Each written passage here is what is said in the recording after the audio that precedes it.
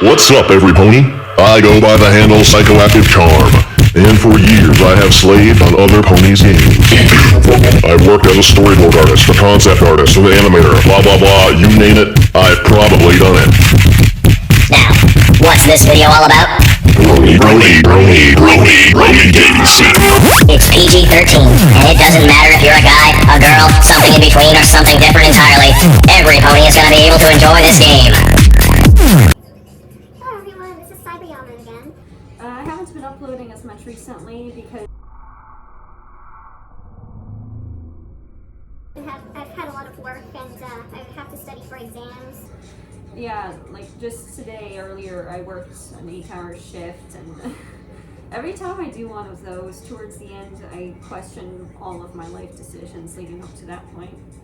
But anyway, today I'm making a video that I'm actually super excited for. It is an idea that I'm very enthusiastic about.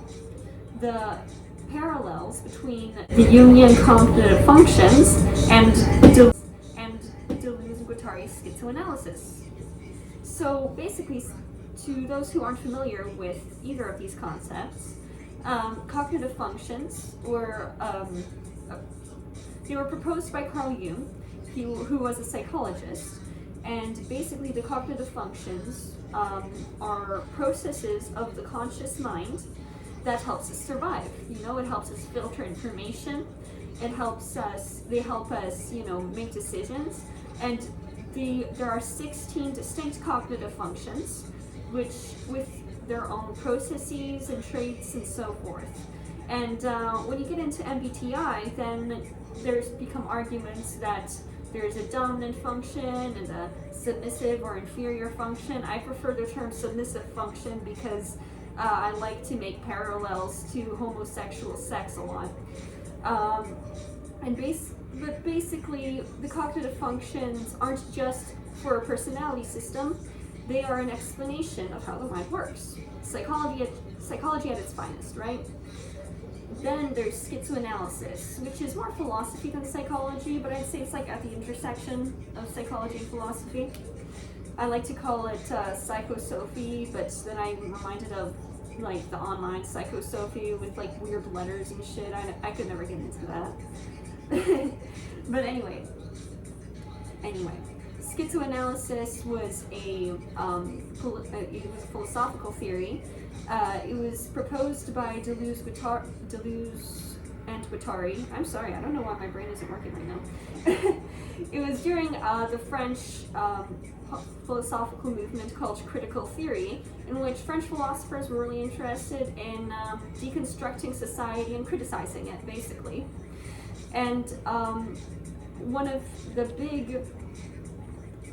big ideas in schizoanalysis that I'm really interested in is the exploration of psychological processes as metaphysical ones.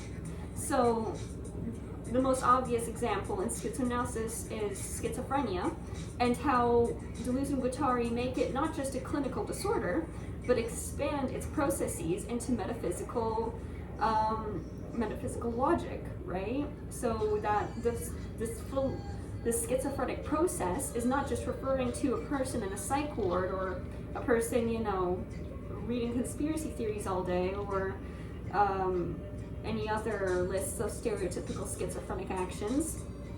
It is also just integrated into the way that our universe works.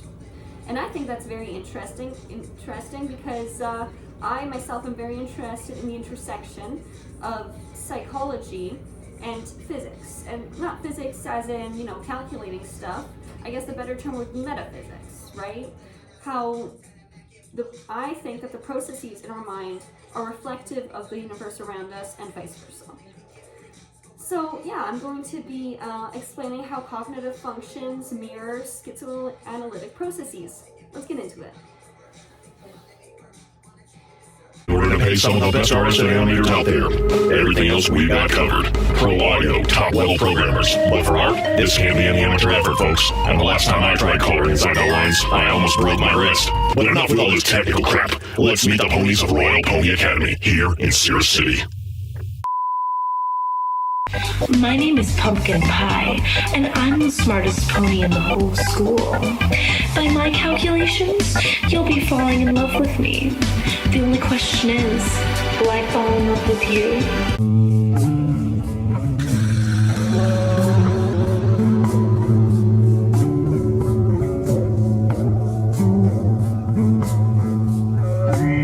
What do you want? My name's Jet, and if you touch me, you're dead. Oh, by the way, I'm not going to be explaining what the cognitive functions by themselves are. So if you want to learn about that, check out my previous video about the cognitive functions. But otherwise, let's just get straight into it. So let's talk about schizoanalysis very briefly. So the basis of schizoanalysis basically is that in the world, physically and metaphysically and symbolically, this is true across all planes, there is coding and there is energy to code. And gosh, I'm really bad at explaining schizoanalysis. I feel like I understand it on a conceptual level, but I just don't understand all the little details, so don't take me as some sort of grant authority on schizoanalysis. If you want a grant authority on schizoanalysis, read Anti-Oedipus. But basically there is desire, which is not just, something you repress, like Freud would say. It is rather a productive force. It is a metaphysical, force, in the physics sense. It is a force, an energy. Right? And it connects, and it can be blocked, and it can break apart, and it can build. Among other things, I'm sure. So, in the cognitive functions, the judging functions code for survival. These are human coding functions. They code socially, and they code practically. Moral and practical codes. So a moral code would be a feeling function, an internal or an introverted or extroverted feeling function, and this codes for how one should behave in a society. An introverted feeling function in schizoanalysis would be an internal moral code, and that basically is what introverted feeling is. But this is a very private and self-inflicted kind of coding, and of course it wouldn't be the way it is without external influence, but it is self-imposed and generally more resistant to exterior influence. The extroverted feeling function is imposed externally, so it flows between people, and it is very attuned to the environment. Then there is the practical coding functions, which are the thinking functions. And then in that there's introverted and extroverted thinking. So like with the feeling, introverted thinking is an internal practical code. And an extroverted thinking function has externally imposed practical codes that one follows. And not only, let's say somebody has dominant extroverted thinking, it's not just that these codes are imposed upon them, they impose the codes too. They are also the enforcers, right? So they change the world around them, and we all know that extroverted thinking dominants do tend to enjoy, telling people how to feel and how to think and what to do. And I don't mean that in an insulting way, just kind of in a factual way. So those are the judging functions. These allow us to function in a society. Well, not even in a society. It allows us to function as humans. But the preceding functions are a little bit different. Think you had it rough? Try growing up without a father. You kind of look like my dad. Maybe I should cut you up just for fun. If you want to get to know me better, you'll have to tread carefully. I'm Trickstar, and you'd better get away from here, because if the other ponies catch you talk to me, they'll probably make fun of you. because I'm the guy that they always make fun of. Just go on, just get away. Alright, now let's move on to a part that I'm not super confident talking about, but I'll talk about anyways because I feel like it might be interesting to some of you. So, I talked in my last video about the objective personality system function flow. Well, I've created my own function flow for cognitive functions in the context of the schizoanalytic process. And so I took the schizoanalytic process and then I aligned the cognitive functions with the steps that I think fit it best.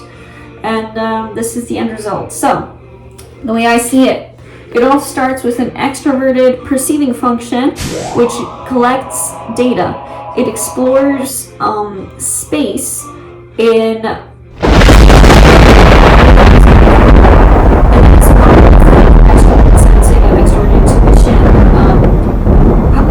with a dominant function that is one of those two seek stimulation, sensing one's more in the world, and intuition one's more in ideas. But apart from the obvious fact that since they rely on these things for their cognition, they seek lots of it, there's also, the fact that that is how they interact with reality with as few codes as possible.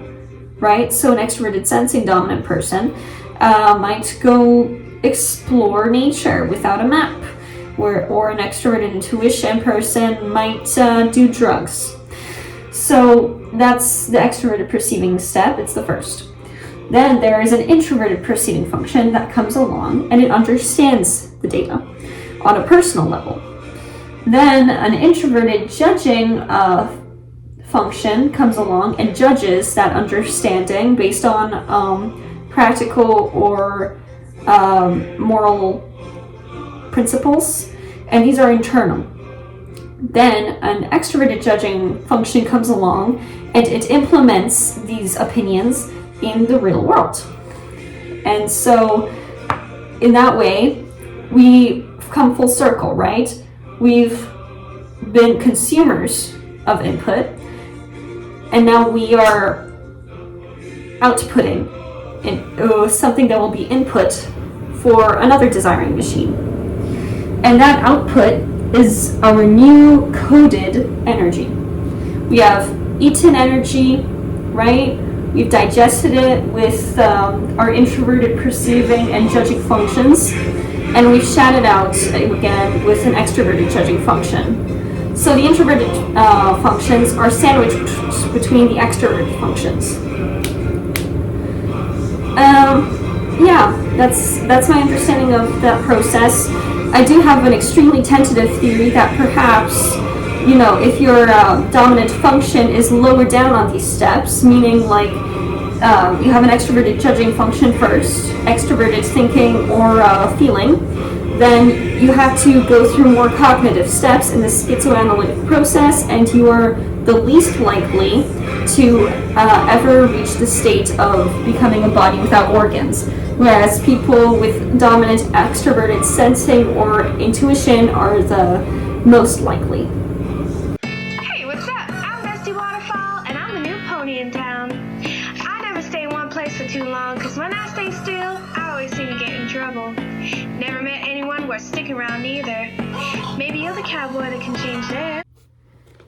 Okay, everyone, that's it for today, because I'm going to post this on r/Deleuze, and I feel like if I say any more, they will nuke my account, so this is gonna be it. But yeah, I did what I could. I mean, it's just hard to do, but it is really interesting to see the overlaps between these two systems. So I hope you guys enjoyed too. Alright, Cyber out for tonight. Bye-bye. See you in class, or maybe after school for some one-on-one tutoring. Afraid of what you might find if you give up a little control, huh? Don't leave me here all by myself. Bring your wallet. Love you, babe.